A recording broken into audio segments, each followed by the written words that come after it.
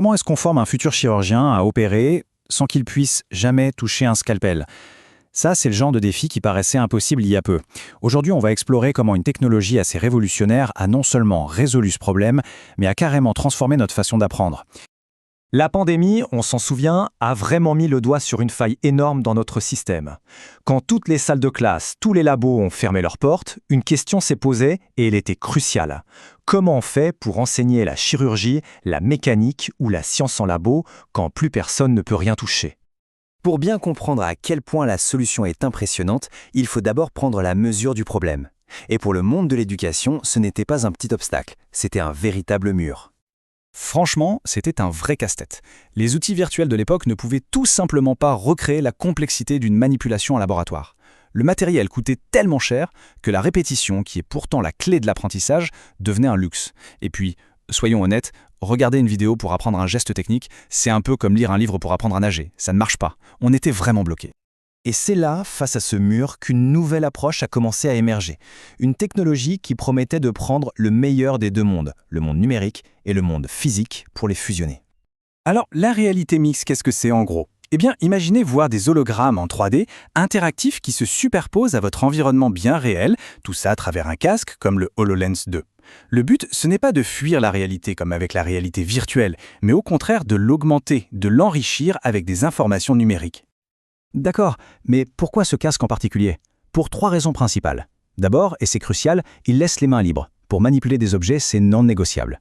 Ensuite, il s'intégrait super facilement dans des outils que tout le monde connaissait déjà, comme Microsoft Teams, donc l'adoption a été très rapide. Et enfin, les tout premiers tests ont été tellement concluants que la solution a semblé évidente.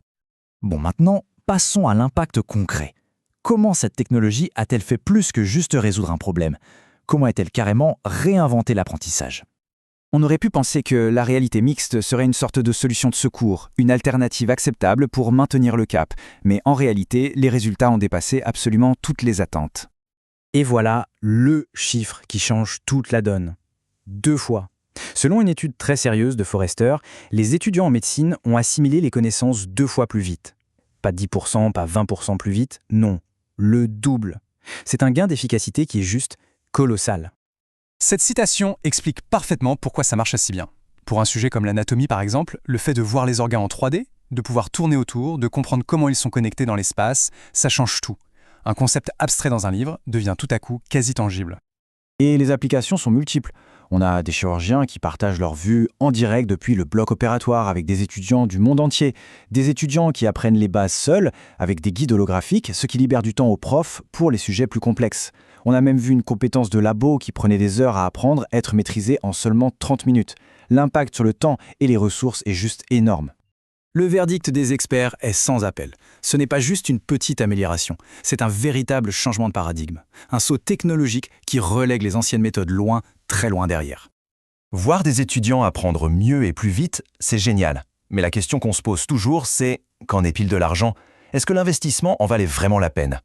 Et c'est là que ça devient encore plus intéressant, parce que les bénéfices n'étaient pas seulement pédagogiques. Ils se sont traduits en euros sonnants et trébuchants de manière très claire et très substantielle. Imaginez un instant un labo de biologie ou de médecine. Le coût de tout le matériel à usage unique, c'est astronomique. Eh bien, la réalité mixte a permis de réduire ces coûts de 80%. Pourquoi? Parce que les étudiants peuvent s'entraîner virtuellement encore et encore, sans jamais gaspiller une seule ressource physique. Ce point est vraiment essentiel. Mieux former les gens, ça veut aussi dire moins d'erreurs. Dans un secteur comme la pharmacie, une seule erreur peut coûter un lot entier de médicaments. Donc, une meilleure formation se traduit directement par moins de gaspillage et donc par des économies très concrètes. Alors, au final, quel est le bilan? Si on fait les comptes, l'étude économique a calculé un retour sur investissement de 177% sur 3 ans. Pour un investissement de ce type, ce n'est pas juste bon, c'est tout simplement exceptionnel. Et cette rentabilité, elle n'a pas mis longtemps à arriver. L'investissement de départ a été entièrement récupéré en seulement 13 mois. C'est la preuve de la valeur immédiate et tangible de cette solution. Mais d'où viennent exactement ces bénéfices? Eh bien, ils sont très diversifiés. Un quart vient des économies de coûts, comme on l'a vu avec les consommables. Mais l'efficacité de la formation et la productivité améliorée des experts et des techniciens comptent presque autant. Les gains sont vraiment répartis sur toute la chaîne. L'impact de cette technologie est tellement profond dans l'éducation que la question se pose naturellement, où d'autre est-ce que ça pourrait marcher? Allez, on élargit un peu la perspective. Après tout, le principe de base reste le même. Il s'agit de transmettre un savoir-faire pratique à distance et d'augmenter l'expertise des gens sur le terrain. Ce qui fonctionne dans une salle d'opération pourrait donc très bien fonctionner dans un port. D'ailleurs, un rapport de l'Organisation mondiale des douanes explore précisément comment cette technologie pourrait transformer le commerce international. Imaginez un peu la scène. Un agent des douanes inspecte un container. Avec ce genre de lunettes, il pourrait voir des instructions virtuelles s'afficher directement sur la marchandise. Ou alors, il pourrait appeler un expert à des milliers de kilomètres qui verrait exactement la même chose que lui et le guiderait en temps réel. Il pourrait même transformer des lignes de données de fret en objets 3D interactifs. C'est toute la logistique mondiale qui deviendrait un environnement augmenté. Et cette citation, elle nous ramène à l'idée la plus forte de toutes. Ce n'est pas une technologie pour l'école ou pour l'usine, c'est une technologie qui fait le pont entre les deux. En formant les gens d'aujourd'hui avec les outils qui seront utilisés demain, elle fusionne l'avenir de l'éducation et l'avenir du travail. Et c'est là que réside sa vraie puissance de transformation. On a commencé avec un problème très concret. Comment enseigner à distance ? On a découvert une solution qui non seulement résout ce problème, mais qui ouvre des perspectives absolument incroyables dans tous les secteurs. Et ça nous laisse avec une dernière question, une question immense. Si on peut vraiment effacer la frontière entre le monde numérique et le monde physique, quels sont les problèmes qui restent encore hors de portée ?